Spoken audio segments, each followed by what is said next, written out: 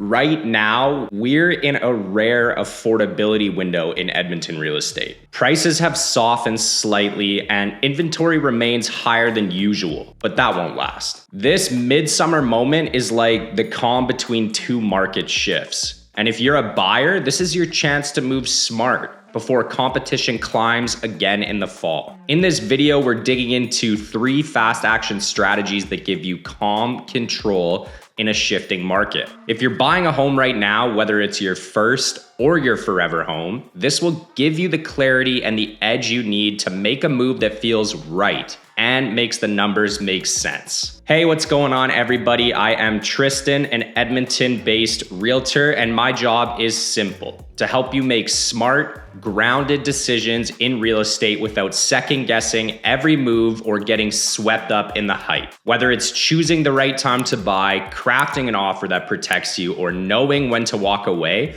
I bring a data-first approach that puts strategy before stress. Right now, we're in a narrow but powerful window where buyers have more room to move, but only if they're equipped. So let's walk through how to make this moment count. If you want to buy smart, you have to start thinking like a seller. Most buyers focus solely on the house, its features, the photos, the asking price. But the real advantage comes when you tune into what the seller is thinking, not just what they're showing. Because here's the truth: every listing, even the polished ones, carries subtle tells about motivation, strategy, and vulnerability. Take pricing, for example. A home listed at $499,900 instead of $500,000 isn't an accident. It's designed to trigger emotional pricing psychology. It feels like a deal, even when it's just optics. When you combine that with expertly staged interiors, strategically chosen lighting,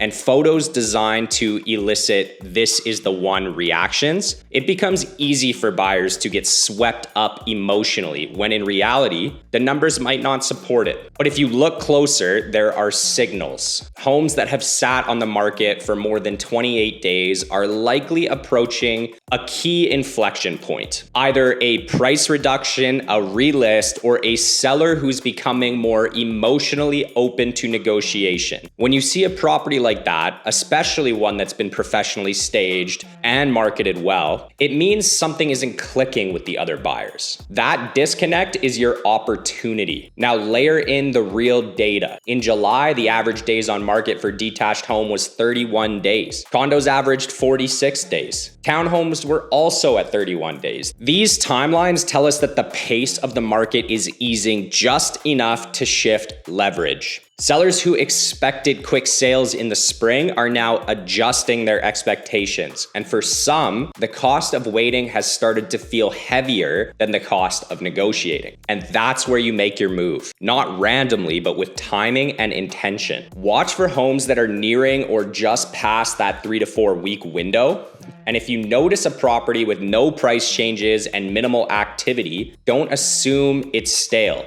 Assume it's sitting in the seller's stress zone. Craft your offer around that. Come in clean with financing and inspection conditions, but structure the price to reflect both the home's value and its days on market. A well-positioned offer that's $15,000 to $25,000 below list isn't lowballing when the data backs it. It's a strategic read of seller psychology. In these moments, you're not bidding. You're solving a problem for the seller while protecting your own financial position. You're showing up with empathy, logic, and timing. That's a completely different energy than competing blindly. And it's this mindset shift from buyer to strategist that puts you in control of your outcome. Because when you understand how sellers are thinking, you don't just make offers, you make moves that land. Once you've found a property that fits, the next step isn't just about making an offer. It's about making the right offer, one that protects your interests and appeals to the seller. Because while the market has softened from the no conditions frenzy we saw earlier in 2025,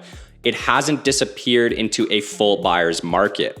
You still need to be smart, but now you have space to be strategic. Let's start here. Even if you're fully pre-approved, include a financing condition. Why?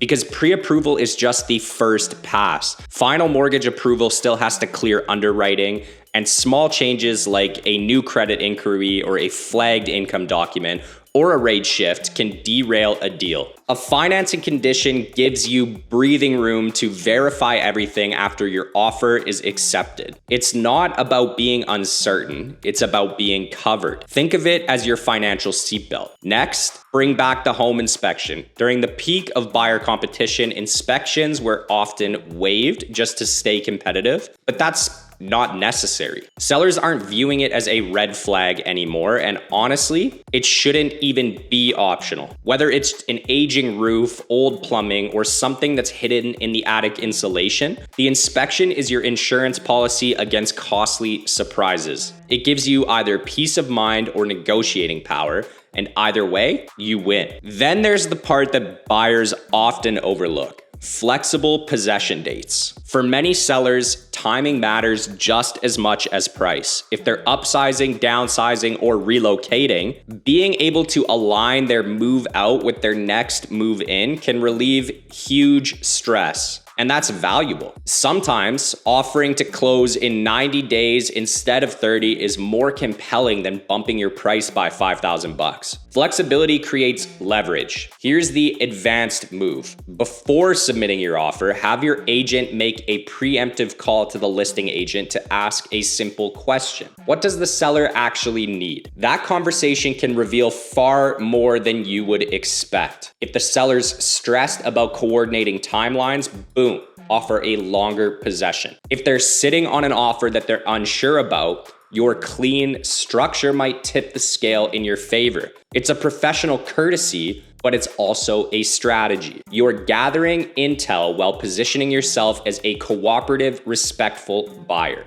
And that's the key. Structure beats splash. A $520,000 offer with vague terms and no communication might lose out to your $515,000 offer that's clean, timely, and thoughtfully built around what matters most to the seller. In a market where negotiation has reopened, but competition still exists, a well-structured offer becomes your superpower. It lowers your risk, respects the seller, and puts you in a position to win without sacrificing your financial safety. That's what it means to buy like a pro. If this has been helpful so far, there's more coming, and the next strategy might be the one that actually shifts how you approach your next move. So stick around. And hey, if you know someone who's thinking about buying right now, send them this video. This kind of window doesn't last, and a well-timed move could save them thousands of dollars or even save them from a rushed decision that they regret. If you're already running your own numbers and want some clarity on what fits, then just reach out to me. Shoot me a text or call me and I'll walk you through it without pressure. And if you prefer to dig in on your own first, grab my free buyer's guide. It's linked below, and it covers what to prep, what to avoid, and how to move when the timing feels right. All right, let's keep going. So far, we've talked about how to read sellers, structure your offer, and protect yourself through the process. But let's zoom out now and look at the full picture, because none of this works without a strategy that's grounded in today's market conditions. Not assumptions or outdated approvals. Instead of just leaning on your mortgage pre-approval, it's time to build a real-time purchase strategy, a dynamic, custom-fit game plan on what's actually happening in the market right now. This is how you buy with confidence and adaptability, especially in a window where the numbers are shifting week to week. Let's start with what we're seeing. Edmonton saw 4,010 new residential listings in April. May peaked at 4,915. June dipped to 4,215.